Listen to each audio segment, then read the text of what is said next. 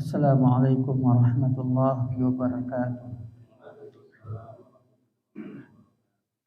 Innal hamdalillah nahmaduhu wa nasta'inuhu wa nastaghfiruh wa na'udzu billahi min shururi anfusina wa sayyiati a'malina. Man yahdihillahu fala mudilla lahu wa man yudlil fala hadiya lahu. Wa asyhadu an la ilaha illallah wahdahu la syarika lah wa asyhadu anna Muhammadan abduhu wa rasuluh. Ya ayyuhalladzina amanu taqullaha haqqa tuqatih wa la tamutunna illa wa antum muslimun. Kaum muslimin dan muslimat, ikhwani wa akhwati rahimani wa rahmakumullah, kita bersyukur kepada Allah Subhanahu wa taala karena syukur merupakan kewajiban kita sebagai hambanya. Allah Subhanahu wa taala menegaskan washkuruli wala takfurun. Hendaklah kalian bersyukur dan janganlah kalian kufur. Kita bersyukur kepada Allah Subhanahu wa taala atas nikmat Islam dan iman serta hidayah yang Allah berikan kepada kita.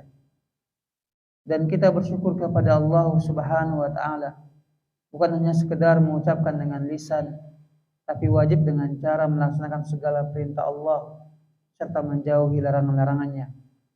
Karena Allah Subhanahu wa taala menyebutkan fattaqullaha la'allakum tashkurun. Maka bertakwalah kalian kepada Allah, niscaya kalian bersyukur kepadanya. Maka ikhwani wa akhwati rahimani wa rahmakumullah, bersyukur kepada Allah wajib dengan cara kita melaksanakan segala perintah Allah serta menjauhi larangan-larangannya. Selawat dan salam untuk Nabi kita Muhammad sallallahu alaihi wasallam. Allahumma salli wa sallim ala nabiyyina Muhammad. Ikhwani wa akhwati rahimani wa rahmakumullah, kembali kita berkumpul di tempat yang mulia ini, di rumah Allah Subhanahu wa taala, di majlis ilmu dalam rangka ketaatan kepada Allah, melaksanakan kewajiban kita kepadanya, yaitu belajar ilmu agama. Karena Nabi kita Muhammad sallallahu alaihi wasallam menegaskan talabul ilmi fardhatun ala kulli muslim. Belajar ilmu agama itu merupakan kewajiban atas setiap muslim. Dan kewajiban ini ikhwani wa akhwati sampai kita bertemu dengan Allah Subhanahu wa taala, sampai kita meninggal dunia tanpa putus-putus. Dan sebab itu ketika Imam Ahmad ditanya sampai kapan kita belajar, maka beliau menjawab dengan tegas, ilal lahdi. Kita itu belajar sampai kita masuk ke liang lahat. Maka ikhwani wa akhwati, terus semangati diri kita, motivasi diri kita dengan Al-Quran maupun hadis untuk terus menghadiri majelis ilmu dan jangan pernah meninggalkannya. Karena pada hari ini, pada zaman yang penuh dengan cobaan dan ujian, fitnah, tiada cara istiqomah yang paling tepat dan paling baik melainkan dengan cara menghadiri majelis ilmu, mendengarkan Al-Quran maupun hadis Nabi Sallallahu Alaihi Wasallam.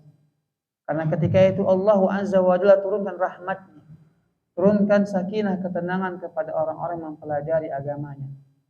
Ikhwani wa akhwati rahimani wa rahmakumullah, tema kita pada malam hari yang berbahagia ini ialah perusak amal ibadah. Kaum muslimin dan muslimat, kita baru saja melalui bulan suci Ramadan beberapa minggu yang lalu. Di bulan tersebut tentunya kita memperbanyak ibadah kepada Allah Subhanahu wa taala. Kita salat, kita puasa, bersedekah, membaca Al-Qur'an, tarawih dan ibadah-ibadah lainnya. Tentunya kita sangat berharap ibadah-ibadah yang kita lakukan Allah Subhanahu wa taala terima. Dan begitulah seorang muslim seharusnya ketika dia beribadah kepada Allah, wajib hadir dalam hatinya harapan yang penuh kepada Allah agar Allah menerima amalannya. Oleh sebab itu Nabi kita Muhammad sallallahu alaihi wasallam mengajarkan kepada kita sebuah doa yang hendaklah kita baca habis sholat subuh kita amalkan. Allahumma inni as'aluka ilman nafi'an wa rizqan thayyiban wa amalan mutaqabbala. Ya Allah, aku memohon kepadamu ilmu yang bermanfaat, rizki yang baik dan amalan yang diterima. Menunjukkan bahwa penting sekali kita berharap penuh kepada Allah agar Allah menerima semua amal ibadah kita. Karena ikhwani wa akhwati rahimani wa rahmakumullah, tak semua ibadah yang kita kerjakan Allah terima. Bahkan Allah sebutkan dalam Al-Quran, haba'an mansura. Ada orang yang membawa banyak pahala amal ibadah, tapi ternyata apa yang terjadi? Amal ibadah tersebut seperti debu yang berterbangan. Tidak Allah subhanahu wa ta'ala terima. Kalau kita cermati dalam Al-Quran dalam surah Al-Baqarah, kisah Nabi Ibrahim alaihissalam bersama anaknya Ismail alaihissalam. Ketika mereka membangun Ka'bah, apa yang mereka ucapkan kepada Allah? Rabbana taqabbal minna innaka antas sami'ul alim. Rabbana taqabbal minna innaka antas sami'ul alim. Ya Allah, terimalah amalan kami ini ya Allah. Sesungguhnya Engkau Maha mendengar dan Maha mengetahui. Syekh bin Baz mengomentari ayat ini, apa kata beliau? Padahal kata beliau, yang memerintahkan langsung Allah kepada mereka untuk membangun Ka'bah. Yang dibangun apa? Ka'bah, tempat yang suci, tempat yang mulia. Dan mereka adalah para nabi. Nabi Ibrahim dan Nabi Ismail alaihissalam. Meskipun demikian, Syekh bin Baz sambil menangis mengatakan, mereka tetap memohon kepada Allah agar Allah menerima amal ibadah mereka. Padahal amalnya sangat mulia, amal mereka itu. Allah langsung memerintahkan kepada mereka membangun Ka'bah. Tapi mereka tidak pernah putus harapan mereka kepada Allah. Rabbana taqabbal minna innaka antas sami'ul alim. Maka kita ikhwani wa akhwat lebih layak lagi selalu memohon kepada Allah Subhanahu wa taala agar Allah menerima semua amal ibadah kita. Jangan sampai Allah menolaknya. Ikhwani wa akhwat rahimani wa rahmakumullah.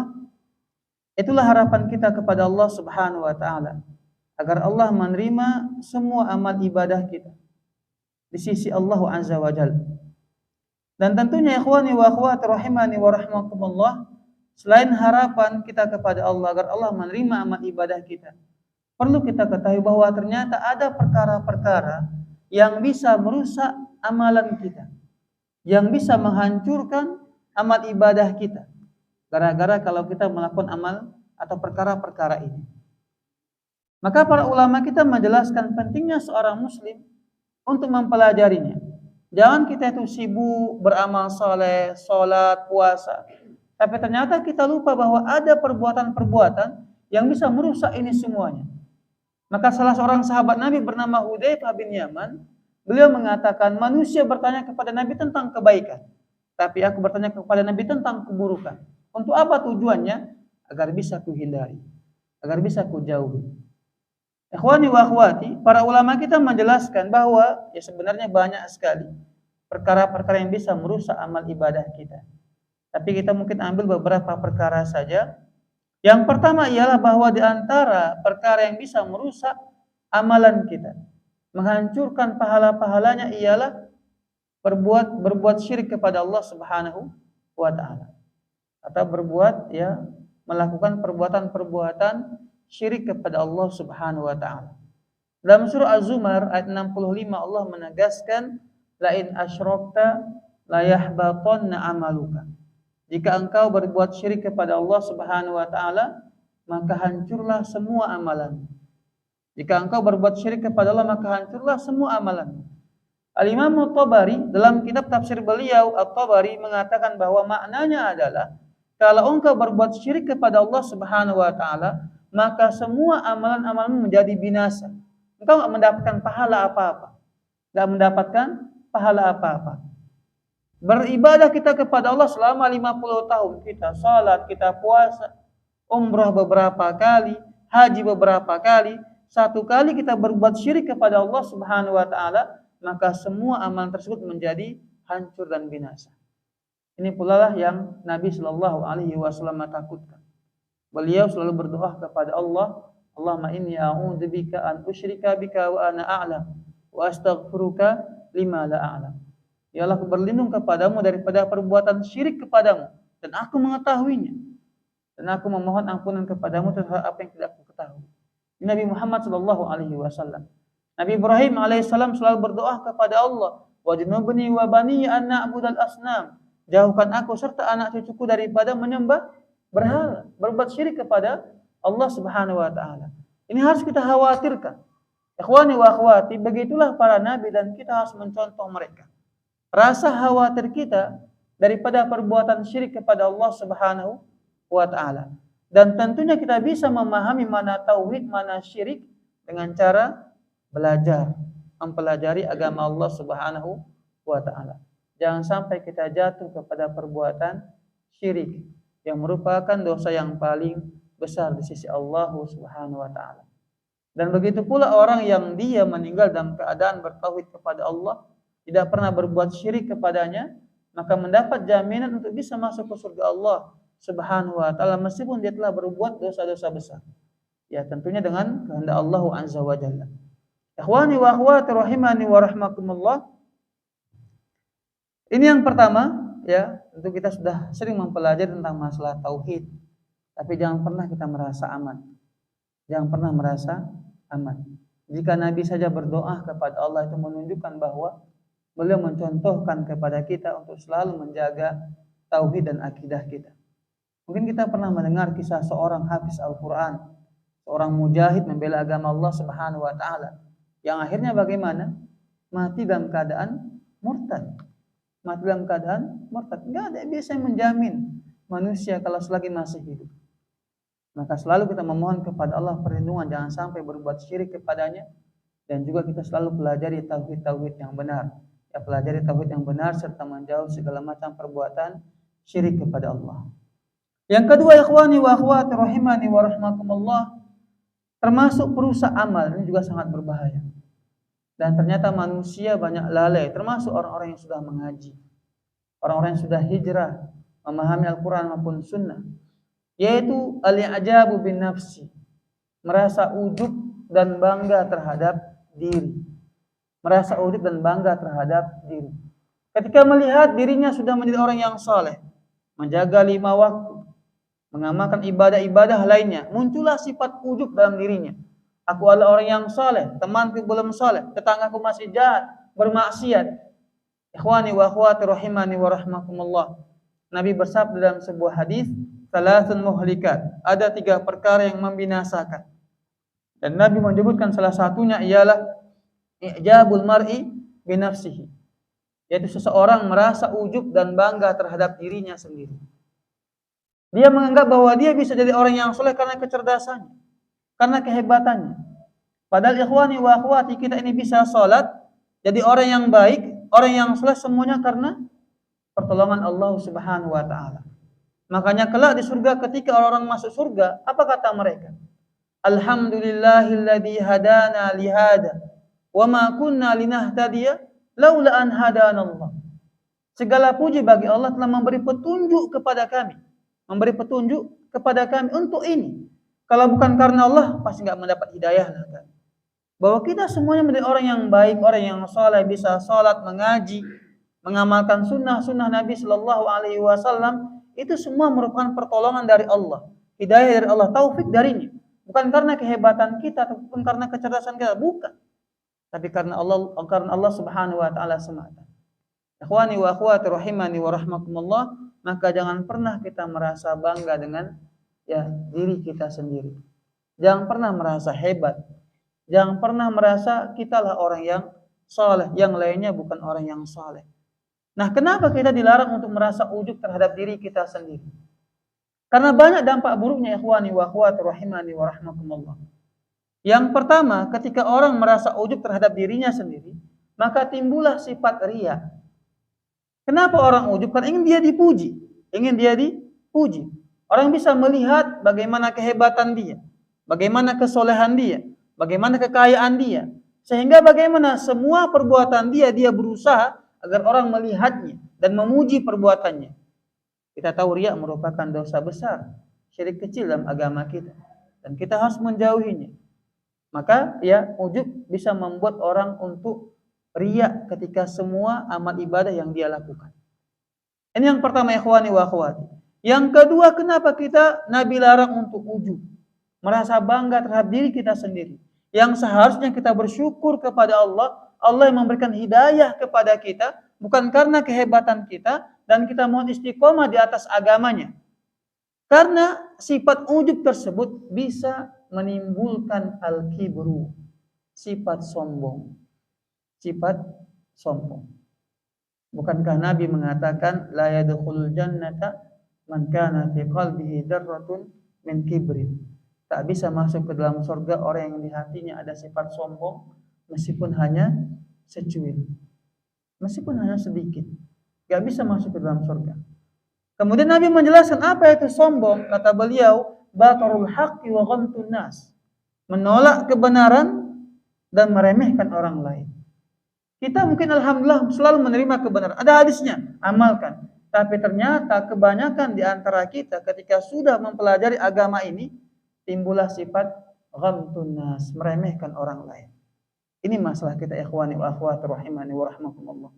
Yang seharusnya ketika kita mendapatkan hidayah mengikuti Al-Quran, mengikuti hadis, mengikuti sunnah, kita bersyukur kepada Allah Subhanahu wa taala, bertambahlah sifat tawadhu kita. Sifat tawadhu kita dan berusaha bagaimana saudara-saudara kita, keluarga kita, teman-teman kita juga bisa merasakan nikmat ini. Bukan malah meremehkan mereka, memandang kecil kepada mereka. Ini kenapa nak katakan penyakit kita? Ya saya pernah mengalaminya. Ketika awal-awal masih SMP ketika itu belajar ya tahu sunnah, wah kita harus mutabaah, ittiba begitu. Pulang kampung baru belajar pesantren sebentar. Ya pulang kampung apa saya bilang ketika di kampung? Mana ustaz-ustaz di sini? Kita debat yuk gitu. Subhanallah. Ya. Ikhwani wa akhwat, ini penyakit sebenarnya. Tapi setelah kita belajar kembali, na'udzubillahi minal kibr. Itulah sifat sombong sebenarnya. Itulah sifat sombong. Ketika kita meremehkan guru-guru kita dahulu yang mengajar kepada kita alif bata. Tahu kita bagaimana istinja dari mereka. Tahu kita bagaimana wudhu meskipun belum sesuai dengan sunnah. Tapi dari mereka kita tahunya. Yang seharusnya bagaimana? Dialah guru kita dan kita hormati mereka. Bukan malah menganggap kita lebih tinggi dari mereka. Ikhwani wa akhwati rahimani wa rahmakumullah, ketika orang ujub terhadap dirinya, maka timbullah sifat kibir, sifat sombong. Dan parahnya seperti kita sebutkan tadi akan meremehkan orang lain.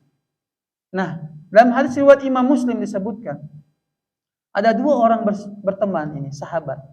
Satu orang yang saleh, satu orang yang suka bermaksiat. Yang saleh ini selalu menasihati yang bermaksiat. Beberapa kali dinasihati enggak berubah-berubah juga. Akhirnya apa kata yang saleh ini? Wallahi la yaghfirullahu laka. Demi Allah, Allah tak akan mengampuni dosamu. Dia sudah memvonis bahwa temannya ini tidak Allah ampuni dosanya. Kenapa? Suka bermaksiat. Tapi apa yang terjadi ikhwani wa akhwati rahimani wa rahmakumullah? Allah murka dan marah. Apa kata Allah? Siapa yang berani dengan kesombongannya mengharamkan ampunanku untuk hambaku? Ketahuilah bahwa aku mengampuni dosanya. Adapun orang ini aku hancurkan semua amal ibadahnya. Maka ujub terhadap diri sendiri bisa merusak amal ibadah kita. Ikhwani wa akhwati rahimani wa rahmakumullah. Maka ketika kita mendapatkan hidayah, bisa beramal saleh, bersyukurlah kepada Allah. Dan ketika melihat saudara kita belum seperti kita, masih jauh daripada ketaatan kepada Allah Subhanahu wa taala, maka ucapkanlah doa yang Nabi ajarkan. Alhamdulillahilladzi afani mimma batalahu bihi wa faddalani ala katsirin mimman khalaqa tafdila. Segala puji bagi Allah telah menyelamatkan aku daripada musibah yang menimpa dia. Musibah yang terbesar ialah ketika orang bermaksiat kepada Allah Subhanahu wa taala. Dan Allah selamatkan kita daripada itu, maka kita bersyukur kepada Allah Subhanahu wa taala. Dan kita memohon kepada Allah agar Allah menjaga kita terus-menerus. Bukan kita merasa melihat akulah orang yang hebat, adapun dia pelaku maksiat udahlah masuk neraka. Ikhwani, tak boleh kita memvonis seorang secara individu ya. Secara individu bahwa dia masuk neraka. Allah tak mengampuni dosanya. Karena ikhwani wa akhwati, Nabi mengatakan innamal a'malu bil khawatim. Sesungguhnya amal ibadah itu tergantung dengan akhirnya. Amalan kita dilihat akhirnya, bukan di awalnya. Bisa jadi hari ini kita orang yang saleh, besok siapa yang menjamin? Gak ada yang menjamin. Makanya dalam Al-Quran Allah sebutkan sebuah doa. Doanya orang-orang yang beriman yang mengatakan, Rabbana la tuzigh qulubana ba'da id hadaitana wa hab lana min ladunka rahmatan innaka antal wahhab. Ya Allah, jangan kau palingkan hati kami, jangan kau sesatkan hati kami setelah engkau beri petunjuk kepada hati kami tersebut. Menunjukkan apa, ikhwani wa akhwati? Haruslah kita selalu berharap kepada Allah keistiqomahan.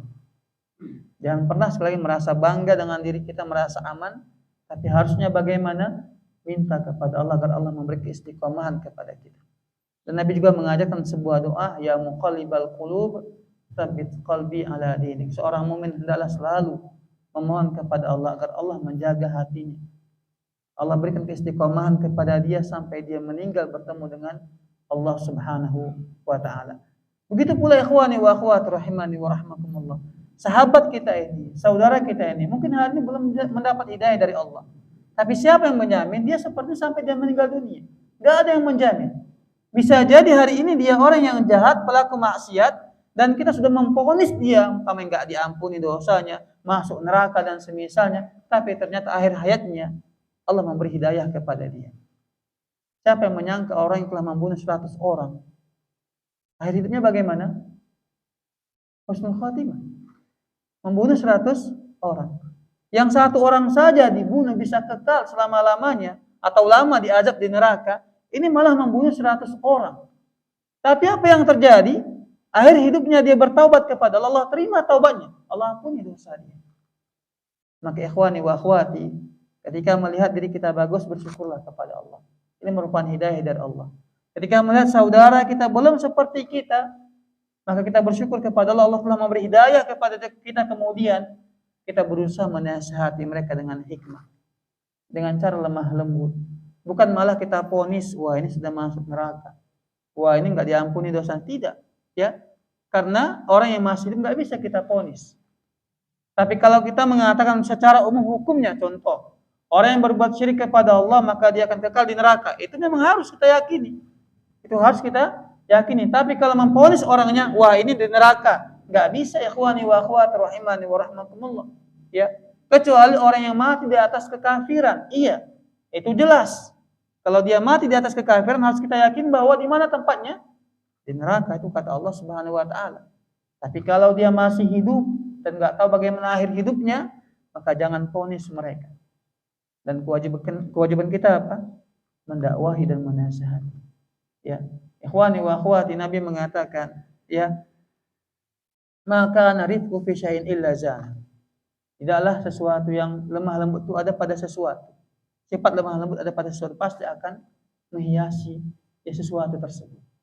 Ya, bahwa di sini Nabi memerintahkan kepada kita untuk lemah lembut, terutama kepada saudara kita, kepada kaum kerabat kita, mendakwahi mereka pelan-pelan, ikhwani wa akhwati rahimani wa rahmakumullah. Bukankah harapan kita agar Allah memberi hidayah kepada mereka? Itu harapan kita. Tapi kalau kita sudah salah jalan, salah metode dalam mendakwahi mereka, jangan salahkan mereka kalau mereka menolak dakwah kita. Karena apa? Dakwah kita yang salah.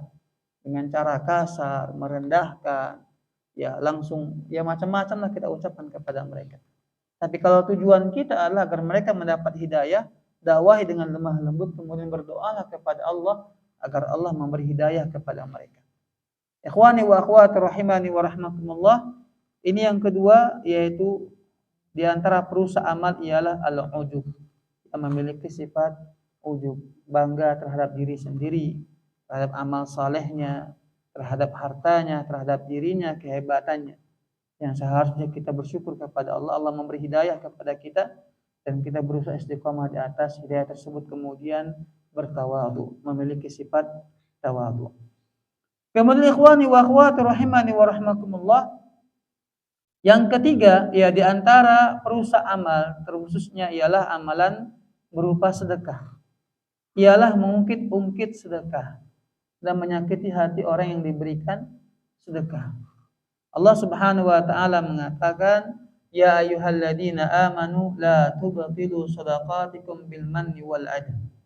Wahai orang-orang yang beriman, jangan kalian batalkan pahala sedekah kalian dengan cara mengungkit-ungkit dan menyakiti hati orang yang kalian beri. Ikhwani wa akhwati, sedekah itu merupakan amalan yang sangat mulia, penghapus dosa, yang bisa menjauhkan kita daripada neraka Allah Subhanahu wa taala, yang pahalanya Allah lipat gandakan sampai 700 kali lipat. Itulah sedekah. Tapi jangan pernah kita mengungkit apa yang kita berikan. Karena itu bisa merusak ya pahala sedekah yang kita berikan. Begitu pula ada orang yang mungkin dia sedekah tapi sambil dia merepet, marah-marah. Ya. Nah ini nih sedekah untuk kau begitu. Bahasanya kasar, menyakiti. Ini juga tidak akan membuahkan pahala dari sedekah yang kita berikan. Dan perlu mungkin di sini ikhwani wa akhwati kita sampaikan kepada siapa sedekah itu lebih utama kita berikan. Sedekah lebih utama kita berikan kepada orang yang membutuhkan. Kepada orang yang membutuhkan. Karena hari ini banyak sekali fenomena orang suka atau menjadikan mengemis sebagai profesi. Ya baru-baru didapati orang mengemis, ditangkap, ternyata punya uang sampai puluhan juta. Kalau rekening kita kan begitu. Tapi uang dia sudah banyak. Ya, bahkan di Jawa ada namanya kampung pengemis. Jadi mereka itu setiap berapa hari ke Jakarta mengemis, pulang beli tanah, bangun rumah, anak mereka sekolah ke luar negeri. Padahal mengemis dalam agama kita itu hukumnya adalah haram. Ya, orang yang meminta-minta dengan tujuan mengumpulkan kekayaan, hukumnya adalah haram. Bahkan Nabi mengatakan barang siapa meminta-minta untuk memperkaya dirinya, ya, maka kelak pada hari kiamat dia dibangkitkan tanpa ada daging di wajahnya, tengkorak aja di wajahnya. Kenapa? Hilang rasa malu dia. Berbeda kalau seandainya kita mengajak orang berlunas, itu berbeda, bukan untuk kita, itu nggak masalah. Bahkan di antara bentuk mengajak kepada kebaikan. Yang diharamkan ialah kalau kita meminta-minta untuk diri kita sendiri, memperkaya diri kita sendiri. Makanya kata Nabi bahwa usaha yang paling mulia ialah yang kita dapati dari hasil kerja tangan kita sendiri. Tidak masalah pekerjaan kita nyari butut, nyari beca, ya. Apalah kerjaan kita orang anggap itu sebuah yang hina atau sesuatu yang dianggap remeh, tapi itu halal, ini lebih mulia daripada orang-orang yang meminta-minta atau mengemis ataupun orang-orang yang ya kerjaannya mungkin kaya tapi dengan cara yang tidak benar. Maka ikhwani wa akhwati, jauhi diri kita daripada sifat suka meminta-minta kepada orang lain. Ya, kita memiliki izzah, kehormatan, memiliki iffah, menjaga harga diri. Dan ini diantara sifatnya orang-orang yang beriman, mereka tidak suka meminta-minta. Nah, karena banyaknya fenomena-fenomena seperti ini di lampu merah, kadang dia badannya besar, sehat, satu untuk mata, ditenteng di bawah sama orang yang depannya wanita kayak dulu, nggak tahu lah kita, ya entah muslim atau tidak, kita nggak tahu sebenarnya. Karena banyak juga ternyata saya pernah dapati sendiri di lampu merah, ya anak-anak yang meminta-minta mengemis, ternyata bukan muslim begitu. Kamu muslim, coba baca apa dulu syahadat gitu kan. Kata temannya, Pak ini enggak muslim dia Pak, cuma awak yang muslim kata dia. Subhanallah. Berarti orang artinya banyak juga yang mengatasnamakan agama. Nah di sini kita enggak menyebutkan agama lain, tapi di sini adalah intinya kalau kita mau bersedekah, yang lebih utama adalah kepada kaum kerabat kita, yang kita ketahui memang mereka membutuhkan. Mungkin kita punya abang yang anaknya banyak, yang terkadang mereka kesusahan menyekolahkan anaknya, menafkahi, bantu mereka. Ini lebih utama di sisi Allah Subhanahu wa taala. Bahkan Nabi menyebutkan dua pahalanya, pahala sedekah dan pahala menyambung tali silaturahmi. Ataupun kita tahu ada di antara jamaah kita, teman kita memang benar susah, maka bantu yang seperti ini. Karena apa? Karena kata Nabi Shallallahu Alaihi Wasallam, wala ya'kulu tu'amakum ilal abrar. Dan dialah memakan harta kalian, makan kecuali orang-orang yang baik. Hadis ini menunjukkan bahwa sangat diutamakan kita memberi sedekah, memberi makan kepada orang-orang yang soleh, kepada orang-orang yang soleh. Kenapa? Kalau orang soleh yang kita berikan uang, sedekah, hadiah, pasti digunakan untuk hal-hal yang baik. Tadi ada ibu-ibu yang bertanya kemarin beberapa pas ceramah, bagaimana Ustaz kalau kita memberi kepada adik kita, suami istri suka merokok, gitu. Jadi kalau kita kasih uang pasti beli rokok. Bahkan mereka katanya lebih rela nggak makan nasi daripada nggak merokok begitu ya. Nah, ini memang masalah di sebuah masyarakat ketika ya orang lebih mementingkan sesuatu yang tidak bermanfaat daripada sesuatu yang merupakan kebutuhan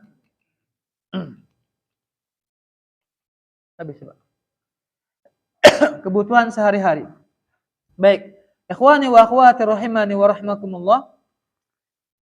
Jadi ini lebih diutamakan kita memberikan sedekah kita kepada kaum kerabat kita yang membutuhkan, ataupun tetangga, ataupun sahabat dan teman kita yang mereka memang ya membutuhkan bantuan.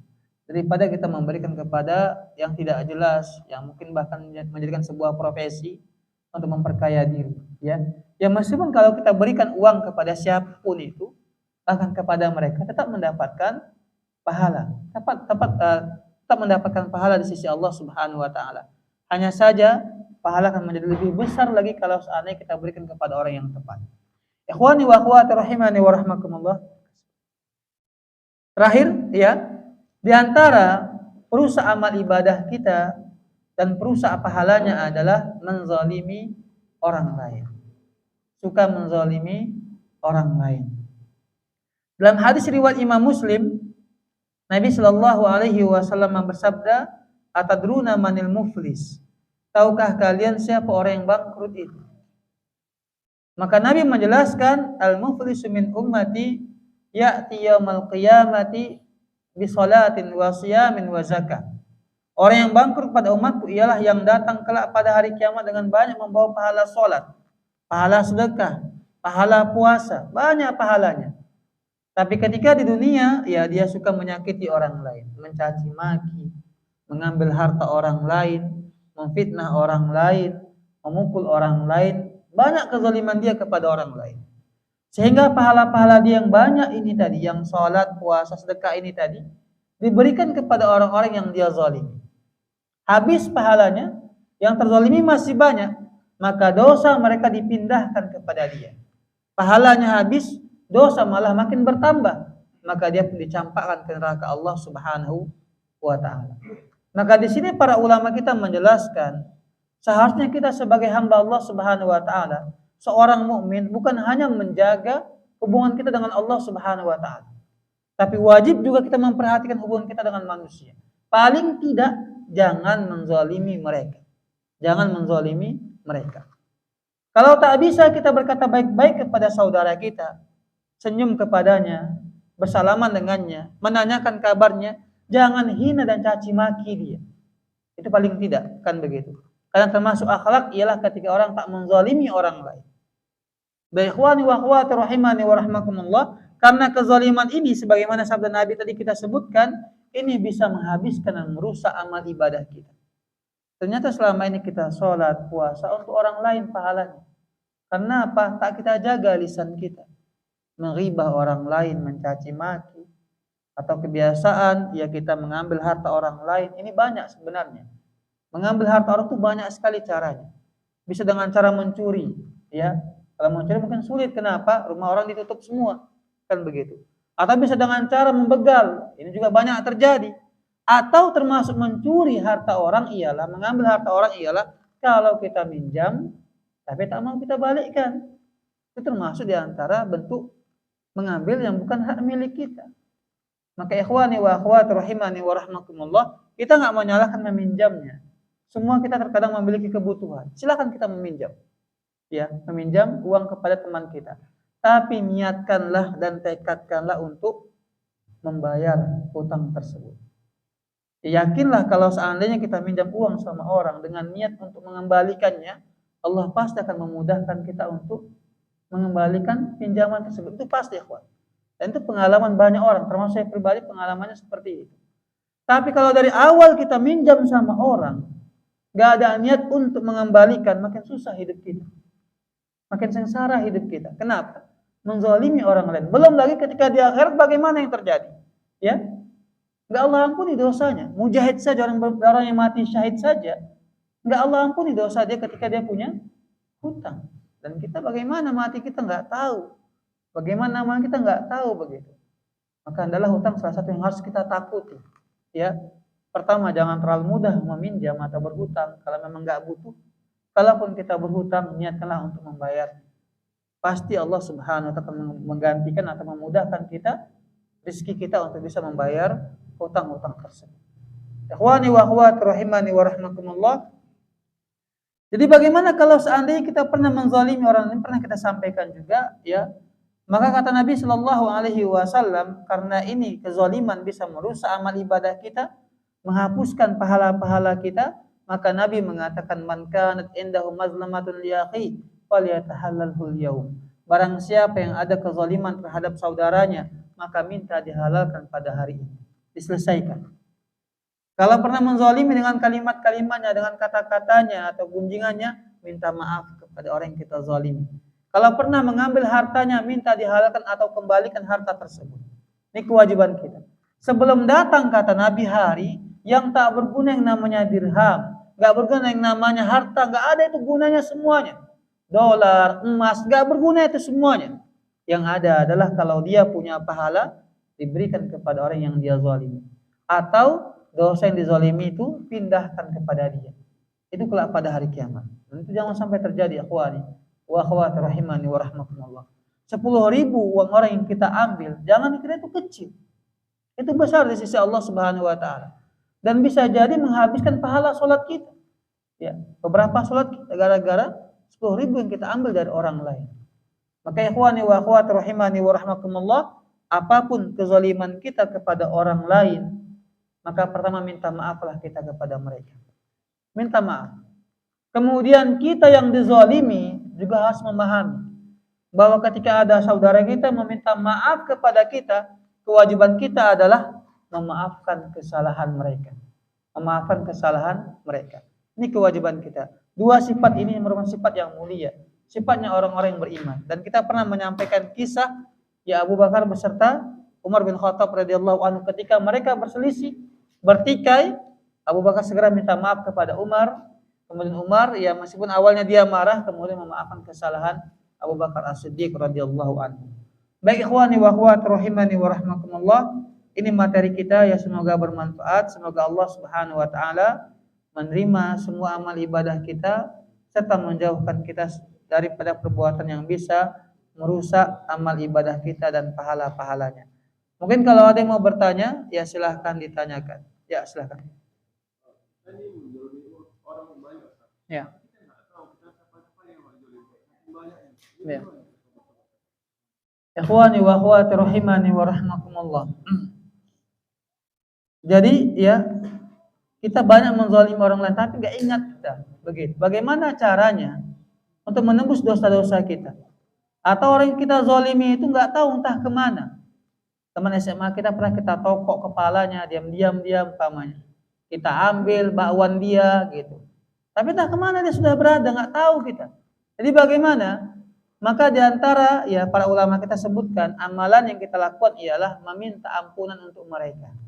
Ya, meminta ampun untuk mereka. Ya Allah, aku pernah menzalimi sahabatku fulan. Ampunilah kesalahan dia. Maafkan dosa-dosanya dan maafkan kesalahanku. Atau ya Allah, ya aku mohon kepadamu ampunlah dosa orang-orang yang pernah aku zalimi secara umum, ya. Karena kita nggak tahu nih siapa yang pernah kita zalimi dan susah mencari mereka, maka secara umum ya kita memohon kepada Allah, ya Allah ampunlah dosa orang-orang yang pernah aku zalimi. Ampuni dosaku dan dosa orang yang pernah aku zalimi. Ini di antara cara kita memohon kepada Allah ampunan. Karena apa? Karena setiap kita berdoa untuk saudara kita, kita mendapatkan doa yang sama untuk kita, kembali kepada kita. Makanya kata para ulama kita, kalau kita mau mendapatkan 1.000.000 atau ratusan juta ampunan, maka di antara doa yang kita baca ialah Rabbana Allahumma ghfir lana wali walidina walil mu'minina yauma yaqumul hisab. Kenapa? Karena doa kepada saudara kita tanpa sepengetahuan kita, malaikat mengatakan apa? Walaka mithlu, dan untuk hal yang sama. Kembali kebaikannya kepada kita. Maka tadi ya para ulama kita menjelaskan termasuk ketika umpamanya kita menzalimi orang lain, tak tahu kita kemana dia perginya, nggak dapat kita, menghilang dia umpamanya, nggak pernah jumpa, mintalah ampunan untuk dia. Karena ketika kita minta ampunan untuk dia, akan kembali kebaikannya untuk kita. Seperti itu. Dosa dia diampuni dan kita pun akan diampuni dengan doa tersebut. Begitu. Wallahu taala a'lam. Ya lagi Pak, Bapak Ibu sekalian rahimani wa rahmakumullah.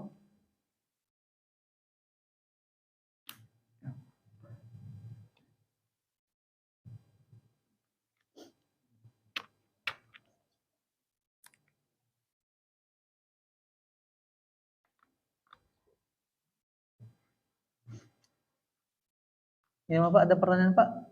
Ada pertanyaan? Pas Pak? Nah gimana Pak?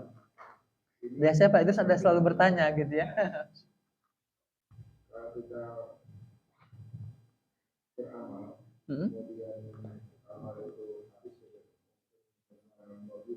Iya.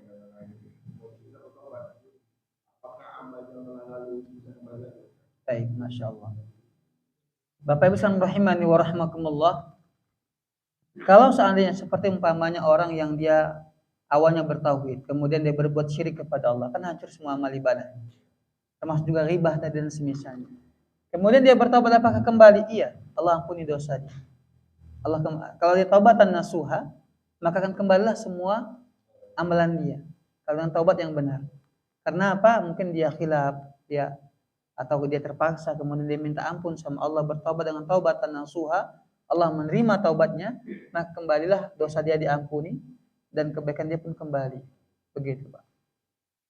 Sepertinya sama seperti orang yang utamanya orang-orang yang dahulu mungkin pelaku maksiat dan semisalnya, kemudian dia bertaubat kepada Allah, maka amal-amal dahulu tetap Allah terima. Allah mengampuni dosa dia, seperti itu. Maka itulah diantara manfaat kalau kita memperbanyak taubat. Oleh sebab itu Allah Subhanahu wa taala perintahkan kepada kita, ya ayyuhalladzina amanu tubu ilallahi taubatan nasuha. Dan Nabi juga mengajarkan kepada kita amalan untuk memperbanyak istighfar dan taubat. Dalam hadisnya Nabi mengatakan, ayuhan nas istaghfiru rabbakum wa tubu ilaihi. Wahai manusia, hendaklah kalian memperbanyak istighfar dan taubat, karena aku saja dalam satu hari sebanyak 100 kali mengucapkan istighfar dan taubat. Ini di antara amalan yang bisa menghapuskan dosa-dosa kita. Begitu, Pak. Karena dosa kita itu habis dan hancur karena pahala kita bisa habis dan hancur karena maksiat. Begitu, Pak. Sebaliknya juga begitu. Maksiat kita bisa hancur ataupun habis bersih dengan taubat kita ataupun dengan kebaikan kita. Setiap kebaikan kita lakukan seperti sholat berjamaah, seperti istighfar, itu semuanya menghapuskan dosa-dosa kita. Tapi kalau seandainya kita tetap berbuat maksiat, maka bisa menghabiskan pahala-pahala kita. Sebagaimana Nabi mengatakan, iyyakum wal hasada fa innal hasada ya'kulul hasanat. Jauhilah sifat hasad. Karena apa? Hasad itu bisa menghabisi, membinasakan pahala-pahala. Seperti api menghabiskan kayu bakar. Menunjukkan bahwa kejahatan juga bisa merusak amalan kita, bisa merusak pahala kita. Begitu, Pak. Wallahu ta'ala a'lam.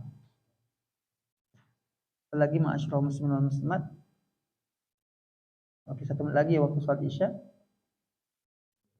Baik, silakan. Boleh nggak, Pak? Kita kan punya perjanjian sama perusahaan itu 1 hari 8 jam kerja. Kan ada waktu istirahat, dan ternyata waktu istirahat ini juga digaji. Nah, bolehkah kita itu mencari lain, kayak berjualan di waktu istirahat itu? Dan kalau tidak boleh itu gimana? Sekarang begini, peraturan di perusahaan, waktu istirahat untuk apa digunakan? Contoh umpamanya, waktu istirahat boleh, tapi nggak boleh keluar kantor, nggak boleh keluar pabrik umpamanya. Itu peraturannya, berarti kita nggak boleh keluar. Gitu. Kalau kita keluar berarti kita melanggar peraturan. Tapi kalau umpamanya pokoknya segala aktivitas pekerjaan berhenti, istirahat. Mau ngapain, mau tidur, mau sholat, mau makan, silahkan, berarti bebas. Nah, kalau kita berjualan di waktu itu nggak apa-apa, gitu. Pas istirahat umpamanya buka lapak kita, kan nggak dilarang sama perusahaan. Lapak jual herbal gitu kan, pas di jam istirahat nggak masalah. Kalau seandainya perusahaan tidak melarang. Tergantung dengan peraturan yang berlaku, gitu. Walaupun kita itu di situ istirahat itu kita udah digaji sama orang itu juga. Ya, tapi kan dia diperbolehkan ngapain pun. Pokoknya waktu istirahat itu kita silahkan mau ngapain. Kecuali ada peraturan bahwa ini waktu istirahat hanya digunakan untuk makan dan sholat saja. Nggak boleh tidur, berarti sudah ada peraturannya begitu. Tergantung dengan peraturan yang berlaku. Dan setiap kantor, setiap perusahaan berbeda aturannya, begitu. Allahu ta'ala alam. Baik, ma'asyiral muslimin wal muslimat rahimani wa rahmakumullah. Terima kasih banyak segala perhatiannya. Kepada Allah kita mohon ampun. Wa sallallahu wasallam ala nabiyina Muhammad wa ala alihi wa sahbihi ajma'in. Subhanakallahumma bihamdika asyhadu an la ilaha illa anta astaghfiruka wa atubu ilaik. Wassalamualaikum warahmatullahi wabarakatuh.